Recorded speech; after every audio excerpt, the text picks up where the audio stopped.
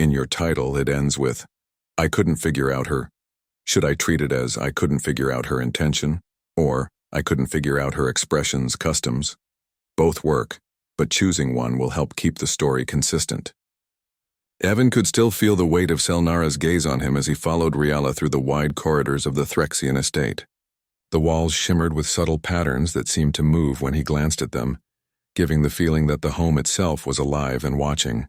He kept thinking about the strange ritual from last night, the one where Selnara had touched his forehead. What did it mean? Did it really declare him as some kind of protector, as Riala had whispered? Or was it something more complicated that humans could never fully understand? Riala led him into a large room that looked like a garden under a glass dome. Inside, plants with softly glowing leaves swayed gently, even though there was no visible wind. Small streams of clear, sparkling water curved between mossy rocks. Evan had never seen anything like it. He stopped, mesmerized, and for a moment forgot all his worries. "Welcome to the Heart Garden," Riala said softly, her eyes gleaming with pride.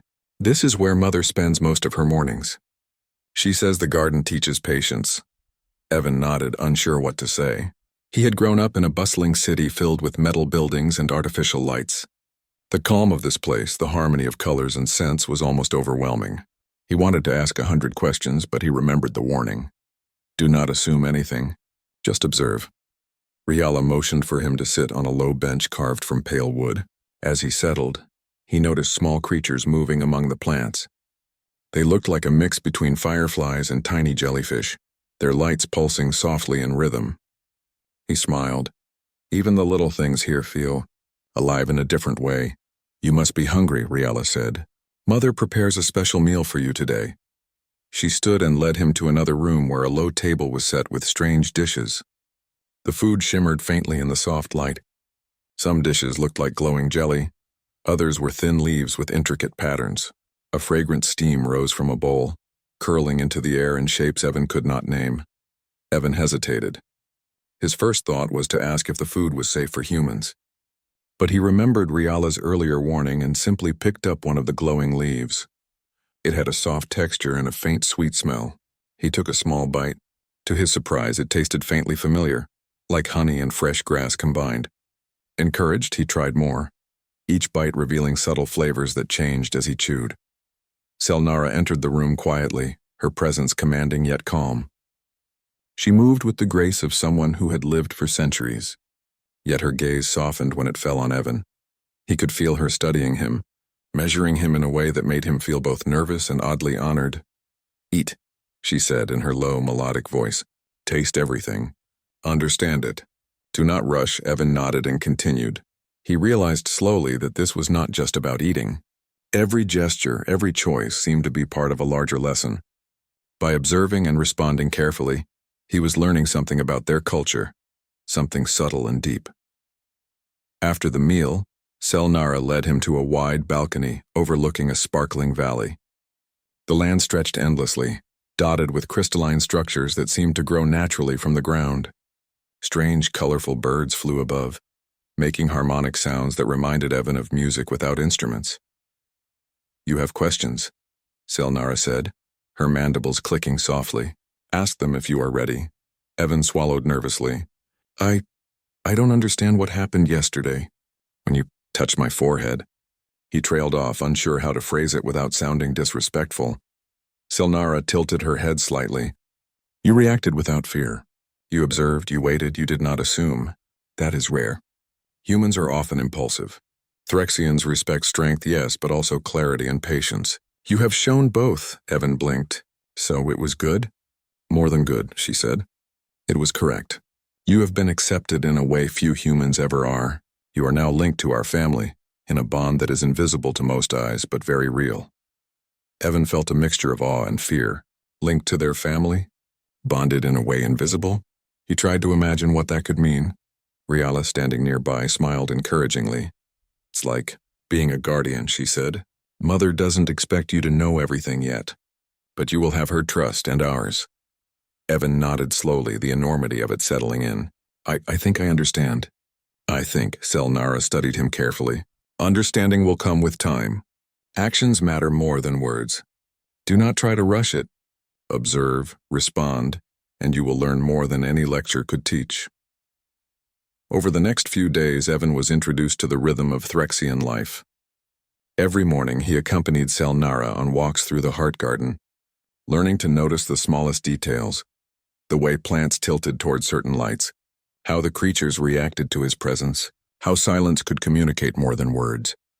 He realized that the ritual wasn't a claim in the way humans might think. It was a test, subtle but profound. By remaining calm, respectful, and curious, he had proven himself capable of handling their ways. Riala's younger siblings began following him around, fascinated by his human gestures. They asked endless questions, sometimes in their clicking language, sometimes in halting common. Evan did his best to answer, often laughing at his own mistakes. He felt more at ease with them than he had expected. One evening, as the twin suns of their planet began to set, Selnara called Evan to the balcony. The sky was painted in shades of violet and gold. "Look at the horizon," she said. "See how everything changes gradually? Life is like this. You must learn to move with it, not fight it."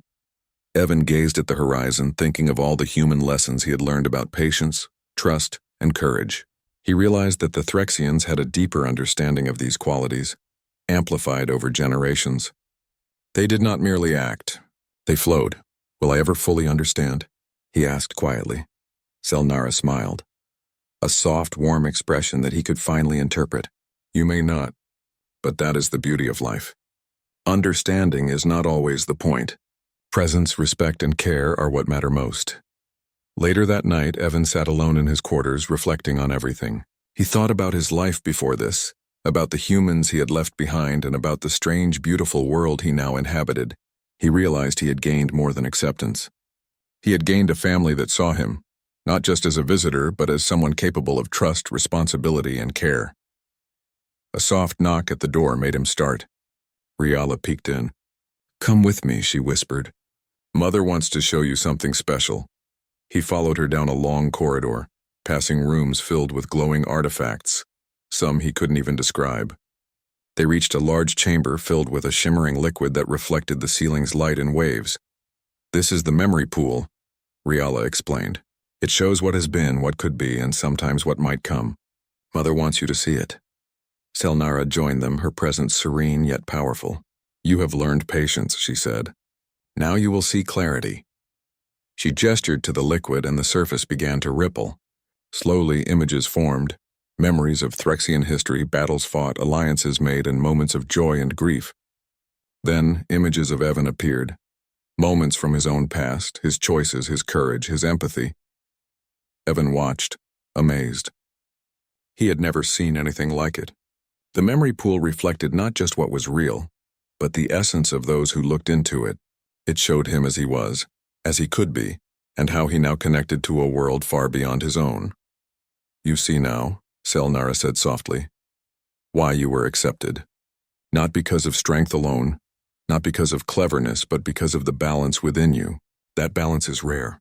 Hold it, and you will bring harmony to those around you." Evan felt a deep warmth in his chest. He finally understood, not fully perhaps, but enough to feel the trust, respect, and expectation placed upon him. He had crossed a threshold. He was no longer just a visitor. He was part of something bigger, something living, breathing, and endlessly fascinating. Riala smiled and linked her hand with his. "You are one of us now," she said simply. And for the first time, Evan believed it. He looked out over the vast, glowing world, feeling both small and incredibly significant. He realized that understanding might come slowly, but belonging had already begun. The journey ahead was unknown, filled with mysteries and challenges, yet he no longer feared them. With patience, presence, and respect, he knew he could navigate this world, and perhaps in some small way, leave it better than he found it. The suns dipped below the horizon, and the valley glowed with a gentle, otherworldly light. Evan took a deep breath, feeling the pulse of the Threxian world around him, and smiled. He was ready for whatever came next.